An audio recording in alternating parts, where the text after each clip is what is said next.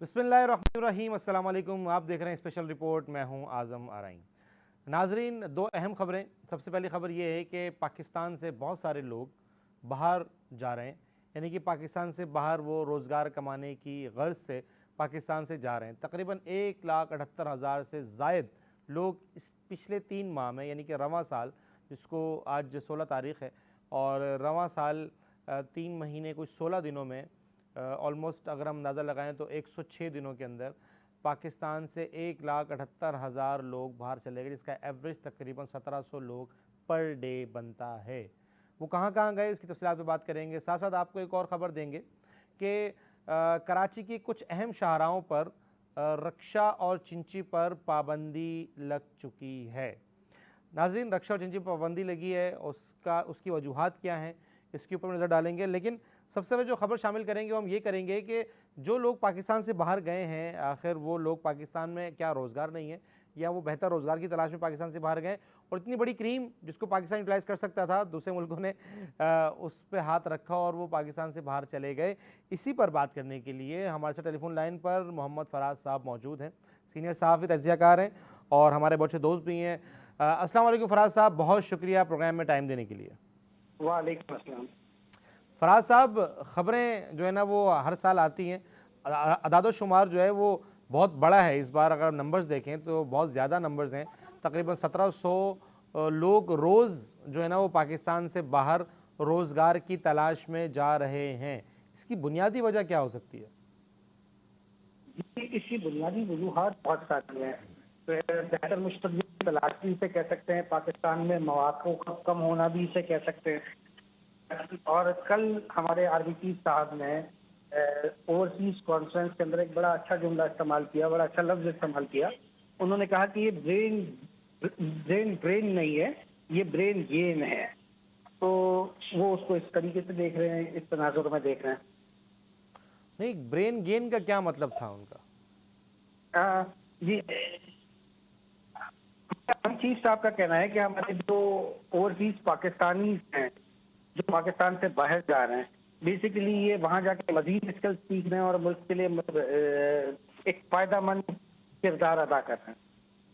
अच्छा अच्छा, फराज साहब, ये तो उनकी बात एक तरह से ठीक भी है कि ब्रेन गेन है। अभी आपने पिछले दिनों आपकी नज़र से ज़रूर खबरें गुजरी होंगी जिसमें जो बैरून ममालिक की जो मैनेजमेंट है वो पाकिस्तानियों को धड़ाधड़ डिपोर्ट कर रही है, धड़ाधड़ डिपोर्ट कर रही है। आखिर क्या वजह है कि एक तरफ से डिपोर्टेशन है और एक तरफ से यहाँ से रोज़ की बुनियाद पर 1,700-1,800 लोग जो है वो रोज़ सफ़र कर रहे हैं बैरून मुल्क?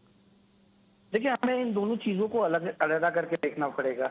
पाकिस्तान से पाकिस्तानियों का बैरूनी ममालिक से डिपोर्ट होना एक फैक्ट है, लेकिन उसको आप इस खबर के तनाजुर में नहीं देख सकते। ये वो प्रोफेशनल्स हैं जो कि जॉब वीजा लेकर बैरून ममालिक गए हैं अपना रोजगार ढूंढने के लिए। अच्छा, जो डिपोर्ट हो रहे हैं वो लोग हैं जो कि ओवर स्टे या जो विजिट वीजा पर जाकर वहां पर कोई काम कर रहे हैं। स्पेशली जो आजकल एक बड़ा बुरा ट्रेंड बना हुआ पाकिस्तानियों का कि वो बैरून ममालिक जाके भीख मांगना शुरू कर देते हैं या जराइम में मुलविस हो जाते हैं। तो ये जो डिपोर्ट हुए हैं वो लोग हैं जो किसी भी तरीके से इलीगल एक्टिविटीज में इन्वॉल्व थे या ओवर स्टे थे या तो वो विजिट वीजा पर जाके कोई काम कर रहे थे। अच्छा, ये जो आदाद शुमार आज जारी हुए हैं, ये आदाद शुमार उन लोगों के हैं जो कि प्रॉपरली जॉब वीजा लेके बाहर गए। तो ये दोनों खबरों को आप अलग तरीके से देखें। अच्छा, सबसे ज़्यादा जो तादाद है वो किन वर्कर्स की है जो जॉब वीज़ा लेकर बाहर गए और किन ममालिक का रुख किया उन्होंने? जी, ये बड़ा इस दफा जो ये आदाद शुमार जारी हुए हैं इसके अंदर बड़े बारीक बिनीक फैक्ट्स को बताया गया है। सबसे पहले मैं आपसे बताता हूँ कि ये तकरीबन 1,72,144 लोगों का डाटा दिया है, इनका फैक्टर दिया है इन्होंने, जो पिछले 3 माह के अंदर, इस साल के शुरुआती 3 माह के अंदर बैरून ममालिक गए जॉब्स के हवाले से, रोजगार ढूंढने के हवाले से, प्रॉपर जॉब वीजा। इसमें सबसे ज्यादा जो हमारे लोग गए वो गए हैं सऊदी अरब। ओके। अच्छा, सऊदी अरब में तकरीबन 1,21,970 लोग ये गए सऊदी अरब। सऊदी तो अरब। ये बहुत बड़ा सेक्टर है पाकिस्तान के लिए जो खुला है। इसके बाद फिर दूसरे दीगर ममालिक शामिल हैं जो अगर आप मुझसे कहेंगे तो मैं आपको उनकी भी डिटेल्स दे दूंगा, लेकिन सबसे ज्यादा लोग जो गए वो सऊदी अरब गए। अच्छा, एक और चीज जो इस डाटा के हवाले से बताई जा रही है और जिसका आपने सवाल पूछा मुझसे कि किन शोबों के लोग गए। बिल्कुल। अच्छा, तो इसमें एक अनफॉर्चुनेट कह लें आप कि सबसे ज्यादा 99,139 लोग, तकरीबन 1 लाख के करीब लोग जो है वो लेबर है, जो अच्छा, वो मजदूर लेबर है, तबका ठीक है। है। तो ये लेबर मजदूर तबका है जो कि यहाँ से अपने बेहतर मुस्तकबिल के लिए, कुछ ज्यादा अच्छे पैसे कमाने के लिए, रोजगार कमाने के लिए बाहर मूव हुआ है, दूसरे ममालिक में गया है। अगर हमारी हुकूमत इस तरफ तवज्जो दे और स्किल लोगों को दे और कुछ टेक्निकल शोबों में लोगों को स्किल्स दे, तो वो टेक्निकल शोबों के भी ये चीज बढ़ सकती है, ये फिगर बढ़ सकता है, जिसका आपको डेफिनेटली फॉरेन रेमिटेंसेस के तौर पर फायदा होगा। सही। अच्छा, तकनीकी शोबों में कुछ लोग गए या नहीं गए? अनफॉर्चुनेटली बहुत कम लोग ऐसे हैं जो कि तकनीकी शोबों में गए हैं, जिसमें 3,474 टेक्नीशियंस हैं, 1,058 वेल्डर्स हैं, ओके। 2,130 इलेक्ट्रिशियंस हैं, ओके। 1,859 मिस्त्री हैं, 1,658 बावर्ची हैं। तो ये बहुत कम है। अगर हम इसको कंपेयर करें, ये तो 10,000 भी नहीं बनते, और अगर हम इसको कंपेयर करेंगे 1 लाख लोग जो कि लेबर गई है, जी मजदूर, जी तो जी, उस मजदूर मुकाबले तबका में एक बहुत बहुत कम बड़ा है। तबका जो है वो बाहर गया है। और हम नॉर्मली ये तासुर दिया जाता है कि पाकिस्तान से क्रीम लोग जो है ना वो बाहर जा रहे हैं। अच्छा, अगर क्रीम लोगों की बात करें तो फिर प्रोफेशनल जो तबका है उसमें कितने लोग बाहर गए हैं? ये भी बड़ा अनफॉर्चुनेट मामला है कि अगर मैं 3 लोगों की या प्योर प्रोफेशनल्स की बात करूं तो 849 doctor, okay. 1,479 engineer, okay. 390 nurses, 436 teachers, अच्छा। ये हैं जो कि टीचर्स। हमारे प्रोफेशनल्स हैं, जो कि कुल मिला के तकरीबन 3,000 बनते हैं। अच्छा, ये जो टीचर्स जो है ना, मुझे सुनने में आया तो हमारे यहाँ असातिज़ा इस काबिल इतने अच्छे असातिज़ा हैं कि उन्होंने 436 असातिज़ा को जो है ना वो बुला लिया अपने मुल्क में तालीम देने की गर्ज से। हम तो तालीम हासिल करने के लिए दूसरे मुल्कों में जाते हैं। ये इसके अंदर होता ये है कि बहुत सारे टेक्निकल आईटी शोबे हैं, टेक्निकल शोबे हैं, जिसके हमारे यहाँ पे बहुत अच्छे टीचर्स अवेलेबल हैं, जिनको जब कोई अच्छी अपॉर्चुनिटी मिलती है तो वो बाहर मूव हो जाते हैं। आईटी के अंदर खुला मैदान है, बहुत सारे लोग नए कोर्सेज करके इस काबिल हो जाते हैं कि वो दूसरे लोगों को पढ़ा सकें, तो कुछ टाइम यहाँ पर अपना सर्व करते हैं, फिर उनको बाहर से कोई अपॉर्चुनिटी मिलती है तो वो वहाँ मूव हो जाते हैं। वहाँ डेफिनेटली बड़े अच्छे पैसे बनते हैं उनके। तो लेकिन उसकी भी तादाद बहुत कम है, 436 है, और ये तादाद ज्यादा होनी चाहिए थी, अनफॉर्चुनेटली बहुत कम ये है। ज़्यादा होनी चाहिए ताकि तहसील ज़र जो है ना वो ज़्यादा होता। लेकिन कुछ एक्सपर्ट्स कहते हैं फराज साहब कि ये जो क्रीम हम बाहर भेज रहे हैं ये हम पाकिस्तान में यूटिलाइज़ कर सकते थे, जो हम नहीं प्रॉपरली कर पाए। और यकीनन आपको पता है कि जब कोई बाहर मुल्क के लिए जॉब विज़िट पर ख़ास तौर पर जो प्रोफेशनल शोबे से लोग जाते हैं तो उसकी एक बाकायदा बहुत स्ट्रॉन्ग स्क्रूटनी की जाती है। उनके वो कुछ उनका मैकेनिज़्म है टेस्ट लेने का, डिग्रीज़ वेरीफाई करने का, फिर एक तकनीकी उनके जो है टेस्ट लिए जाते हैं, साथ साथ चीज़ें वेरीफाई की जाती हैं, उनकी मेंटल स्टेबिलिटी देखी जाती है। अगर देखा जाए, अगर 3,000 लोग या 4,000 लोग अगर प्रोफेशनल शोबे से पाकिस्तान से बाहर दूसरे ममालिक में गए हैं तो यकीनन ये वो क्रीम है। हम लेबर्स की बात नहीं कर रहे, हम बात कर रहे हैं प्रोफेशनल्स की। ये वो क्रीम है जो मेंटली भी स्टेबल थी, प्रोफेशनली एक्सपर्ट्स थे, और ये यकीनन पाकिस्तान में एक अच्छा मयारी चीज़ें कर सकते थे। मयार को मद्देनज़र रखते हुए ये पाकिस्तान में अपनी खिदमात सारा अंजाम दे सकते थे अगर हुकूमती सतह पर इन्हें सपोर्ट किया जाता या कोई ऐसी ऑर्गेनाइजेशन होती जो इनको अपने पास उसी पैसों में, जिस पैसों में यकीनन ये बाहर गए होंगे, वहाँ रख लेते। क्योंकि यहाँ पर बहुत सारे आईटी सेक्टर्स और बहुत सारे ऐसे हॉस्पिटल्स भी हैं जो बेहतरीन किस्म के पैसे भी चार्ज करते हैं और बेहतरीन किस्म का इलाज भी फराहम करते हैं। जी बिल्कुल, आप बजा फरमा रहे हैं, लेकिन इस चीज को हम एक दूसरे जाविये से भी देखें तो हमारे लिए बेहतर होगा। इसका एक दूसरा जाविया ये कि ये जो लोग प्रोफेशनल या जॉब वीजा पर पाकिस्तान से बाहर जाते हैं, ये बेसिकली पाकिस्तान के ही होते हैं। तो मेरे ख्याल में मैं ये समझता हूँ कि ये अच्छा है कि कुछ प्रोफेशनल से बाहर जाए, यानी कि पाकिस्तानी सिर्फ लेबर बाहर न जाए, अगर सिर्फ पाकिस्तान को दूर सीमेंट की बोझें उठाते हुए या ईंटें उठाते हुए बाहर नजर आएगा तो उसका एक बड़ा नेगेटिव इम्पैक्ट पड़ता है लोगों के पर्सपेक्टिव में पाकिस्तान को लेकर। तो उसी तनाजुर में अगर देखिए तो डॉक्टर्स, इंजीनियर, टीचर्स, अगर ऐसे लोग पाकिस्तान जाएं जिस इस वक्त बहुत कम है जिनकी तादाद, तो अगर ये भी पाकिस्तान से बाहर जाएं तो वो डेफिनेटली पाकिस्तान का एक अच्छा इमेज क्रिएट करेंगे वहां जाकर। अच्छा, बाकी ममालिक में और कौन कौन से ममालिक ऐसे हैं जहाँ पर ये पाकिस्तानी गए हैं? देखिए, जो ये आदाद शुमार जारी किए गए हैं इसके मुताबिक 12,989 लोग, यानी तकरीबन 13,000 लोग तकरीबन 13,000 जी। 8,331 लोग ओमान गए हैं, 6,891 लोग यूएई गए हैं।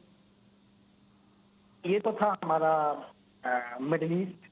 सही है। अब हम आते हैं, अच्छा इसमें फिर 939 लोग बहरीन भी गए मिडिल ईस्ट में। सही है। फिर हम आते हैं यूरोप की तरफ, तो 1,400 या 1,454 लोग बरतानिया गए हैं, 870 लोग तुर्किया गए हैं, अमेरिका से 257 लोग गए। अच्छा, यानी कि ज़्यादातर रुख जो है वो मिडल ईस्ट का ही है और जो इस तरफ वेस्टर्न साइड है उस तरफ लोग बहुत कम है। लेकिन एक अच्छी बात और खुशाइंद बात यह है कि बरतानिया भी लोग गए हैं और ज़ाहिर प्रोफेशनल लोग बरतानिया गए हों, कुछ लेबर गई होगी, और 257 लोग जो है वो अमेरिका भी, जिस तरह आपने बताया कि वो अमेरिका गए हैं।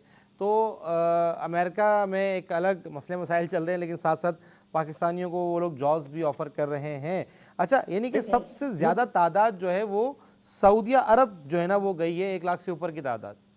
जी देखें, सबसे पहले तो मैं आपको एक चीज़ कहूँगा कि ये जो बरतानिया या अमेरिका की तरफ जो लोग गए हैं वो मोस्ट लाइकली उसका गलत इम्कान है कि वो हाईली टेक्निकल या प्रोफेशनल शोबे के लोगों। बिल्कुल ऐसा ही है, क्योंकि वहाँ पाकिस्तान की तरफ से लेबर की कोई रिक्वायरमेंट नहीं होती है, उनको लेबर दूसरी जगहों से बड़ी सस्ती मिल जाती है। तो पाकिस्तानी लेबर को वो लोग इंटरव्यू नहीं करते, वीज़ा देना, जॉब वीज़ा देना, तो वो प्रोफेशनल ही होंगे जो कि गए होंगे। अच्छा, अब हम आते हैं सऊदी अरब की तरफ। सऊदी अरब सबसे ज्यादा लोग हमारे गए, 1,21,970। ये वो लोग हैं जो कि हमारा लेबर तबका है। ठीक है। अच्छा जी, फराज साहब बहुत शुक्रिया आपका प्रोग्राम में टाइम देने के लिए। नाजरीन, हम बात कर रहे हैं कि इतने सारे लोग पाकिस्तान से जो है बैरून मुल्क सफ़र कर गए अच्छी जॉब्स की हुसूल की खातिर और अच्छे मुस्तकबिल की खातिर।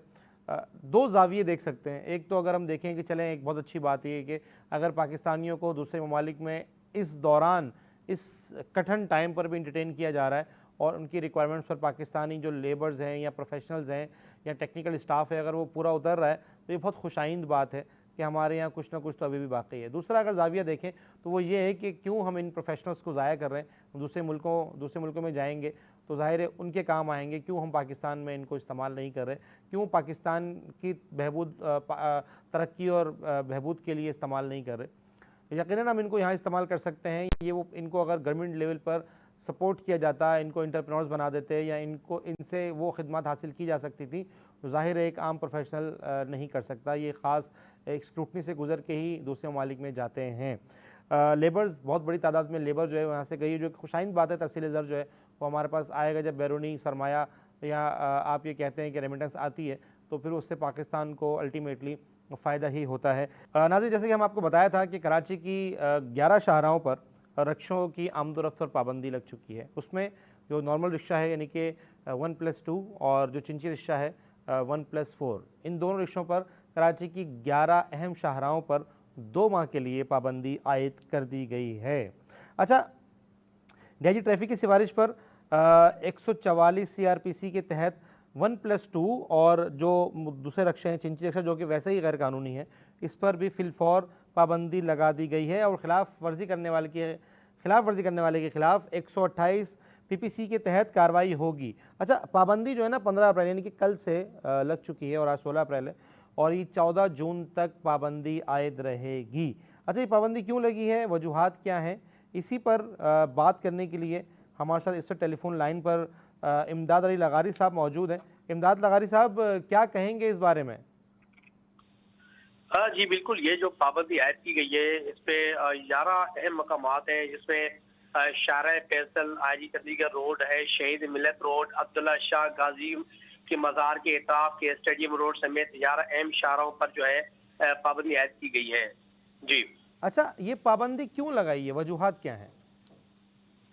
देखिए, ये पाबंदी डीआईजी ने जो है ट्रैफिक में फैसला किया है कि जो ट्रैफिक हादसा में इजाफा हो रहा है और उसके अलावा साथ साथ में देखा जाए कि काफी हादसा भी होते हैं, ट्रैफिक मुतासर हो रही है, तो इसी वजह से जो है इसमें पाबंदी आयद की गई है। जी अच्छा, ये जैसा कि आपने बताया कि ये फैसला डीआईजी ट्रैफिक की सिफारिश पर किया गया और ये इसलिए किया गया है कि ट्रैफिक जो है उन्होंने सिफारिश ये की थी कि ट्रैफिक जो है उसमें बहुत खलल पड़ता है और ख़ास तौर पर जब हमारी पीक टाइमिंग्स होती हैं ट्रैफिक की, उस दौरान बहुत ज़्यादा खलल होता है ट्रैफिक में, जिसकी वजह से रक्षा जो ड्राइवर हैं वो सही से रक्षा नहीं चलाते।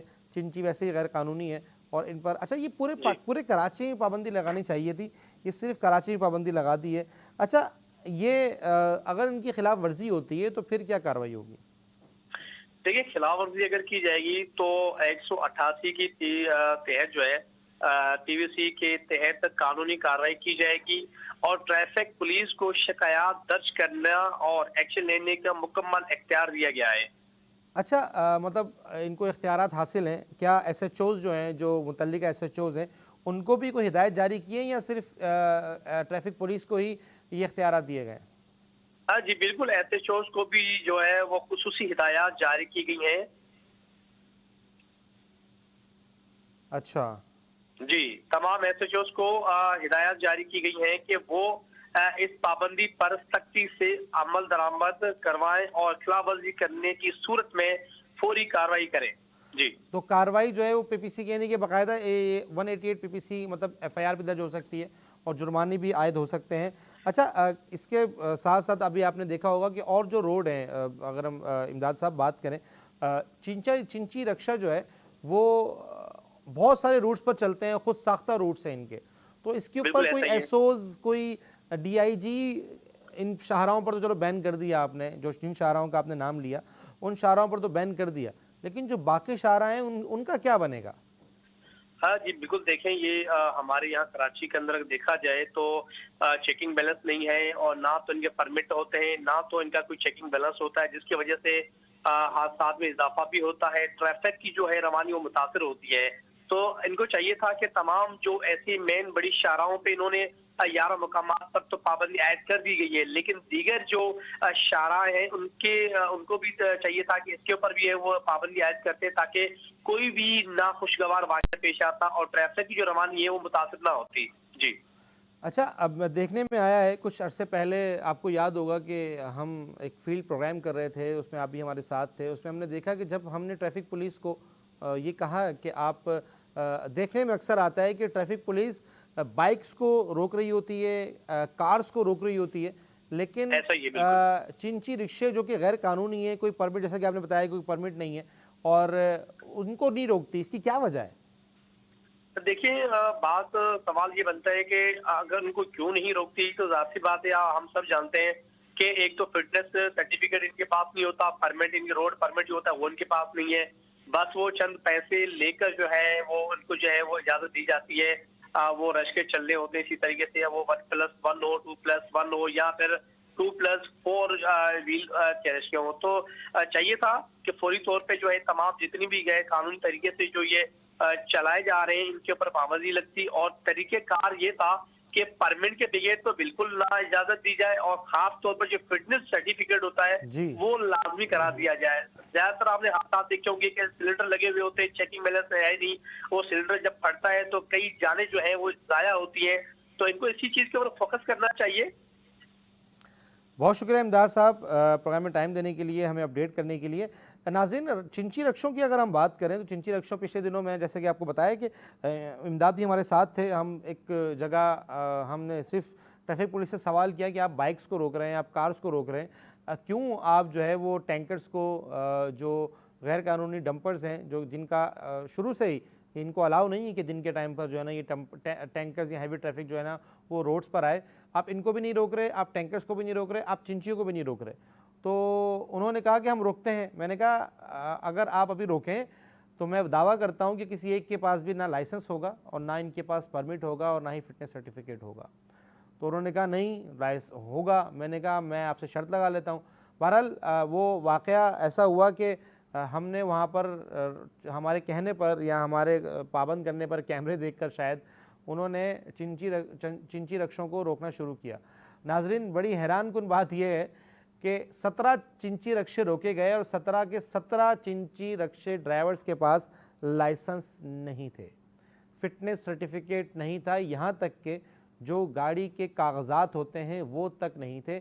एक टोकन था जो वो हर ट्रैफिक वार्डन को दिखा रहे थे और बाकायदा कह रहे थे कि ये टोकन नज़र नहीं आ रहा आपको। मतलब इतना अग्रेशन था उनके अंदाज में कि आपको ये टोकन नज़र नहीं आ रहा, क्या आपको ये परमिट? मैंने कहा ये तो टोकन है। नहीं, यही परमिट है, यही लाइसेंस है, यही पेपर्स हैं। बाद में हमने तहकीकात की तो तहकीकात से सामने ये आया कि जितने भी कराची में चिंची रक्षे के रूट्स चलते हैं, इन रूट्स में एक हर चिंची रक्षा जो है वो एक खुद साख्ता रूट बनाता है। जो उसके ऑर्गेनाइजर्स होते हैं वो एक अदद हर रिक्शे वाले को या चिंची वाले को एक टोकन जारी करते हैं। उस टोकन पर उस दिन की डेट लिखी होती है और उस रूट का नंबर लगा होता है। वो नंबर कोई भी हो सकता है, जैसे हम पहले गाड़ियाँ चलती थी उस पर नंबर होते थे, तो रूट का नंबर लगा होता है। और रूट का नंबर लगा होने के बाद उस टोकन के बाद वो पूरे कराची के अंदर पूरे रूट के ऊपर वो बगैर नंबर प्लेट, बगैर लाइसेंस, ऊंची आवाज़ में टेप, साथ में एलपीजी सिलेंडर जिसको इंतहाई ख़तरनाक वो फट सकता है और शदीद ममनू है, उसको लगाकर दंदनाते फिर रहे होते हैं। और जब भी कोई ट्रैफिक वार्डन उन्हें रोकता है तो वो एक मैजिक टोकन निकालते हैं और वो टोकन निकाल के उन्हें दिखा देते हैं। तहकीकात मज़ीद आगे बढ़ी तो पता चला कि जितने भी चिंची के रूट्स हैं, ये जो मुतल्लिका एसओज होते हैं उन्हें वीकली बेसिस पर एक सर्टन अमाउंट हर रूट का दिया जाता है। सपोज़ करें कि अगर कोरंगी से मिसाल के तौर पर गुलशन इकबाल या शारा फैसल पर अगर कोई चिंची रिक्शे के 8 रूट हैं तो वो 8 के 8 रूट उनको मुतल्लिका एसओज यानी कि जहाँ से जिस रूट से गुजरते हैं उसके एसओज को वो एक वीकली बेसिस पर एक सर्टन अमाउंट फिक्स होता है और ये तय पाता है कि हमारे इस रूट को कोई भी वार्डन नहीं रोकेगा। और फिर ये मैसेज बाकायदा जो निचले वार्डन्स होते हैं यानी कि एसओस के अंडर में जो वार्डन्स काम कर रहे होते हैं ये उन तक कन्वे होता है और वार्डन्स को कहा जाता है कि ये रूट्स इनको नहीं रोकना। और जिसकी फिर वीकली पेमेंट या वीकली आप रिश्वत ही कहेंगे, रिश्वत नहीं आती, फिर उसको रोका भी जाता है, उनके खिलाफ चालान भी किया जाता है। इन केस अगर किसी वार्डन ने हमारे जैसे साफ़ी के कहने पर या उन कार्रवाई की तो उसका नतीजा क्या निकलता है, ये भी एक हैरानकुन बात है कि उसका नतीजा ये निकलता है कि अगर किसी वार्डन ने किसी चिंची रक्षे के ख़िलाफ़